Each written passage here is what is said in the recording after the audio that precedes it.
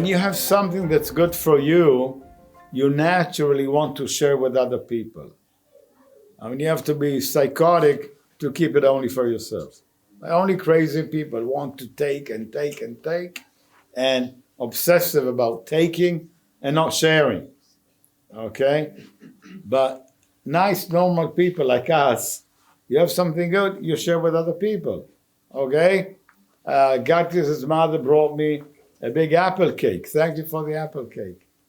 And I took some for myself, and I put here 3/4 of the cake. So I'm sharing with you my cake.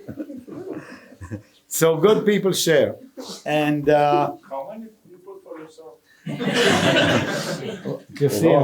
Speaking about this, what is the best approach to try to show all this knowledge to non-believers? Well, we don't want believers. We want people who are interested in life and want to experience. Interested or trying to understand or trying to get better. Because half the population, they go to work, on the way home from work, they drink a beer, they come home, they turn on the television.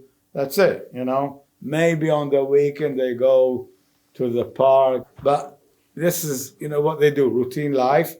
But some people want to understand and ask themselves questions about life. And when you tell people that you're doing something, they will be interested. They will ask you. Of course, people look at you and they see a change. Or you look happy to them, or you look able, competent, you have ability. You can do things, and you talk about it. The main point is, if we go into this subject now, is not to preach. I'm not a preacher. I don't tell you what you should do. And I don't tell you what is the correct thing in life to do. Okay? I will never tell anybody, you should do this. Okay? But I can tell you that I've done something and the benefit I get out of it. And when you talk to somebody, be interested in the other person. Like you see a friend of yours and she's crying, or he's sad, or he's upset. The other person seems to be in distress or difficulty. So you're interested in the other person. There's interesting and interested. To be interested is I want to find out about something else. Okay, I'm looking at something and I say, what is this? Oh, so this is interesting, and I'm interested examining this thing. When you're interested in another person and you find him interesting, you ask him questions and you want to find out what is going on in his life. And people have a funny thing. They like to talk about themselves. When you ask a person about their life, they start talking. You know, people talk about themselves. And they like to get attention.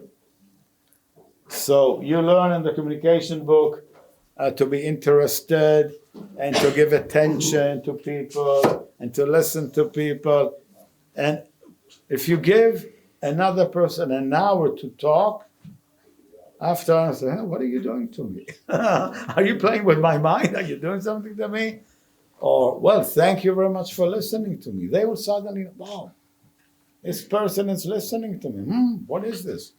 And they will ask you.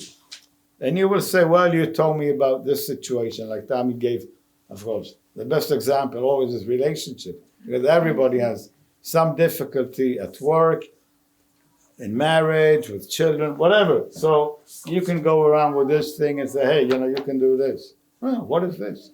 So when you're interested in another person, after some time, he will flip.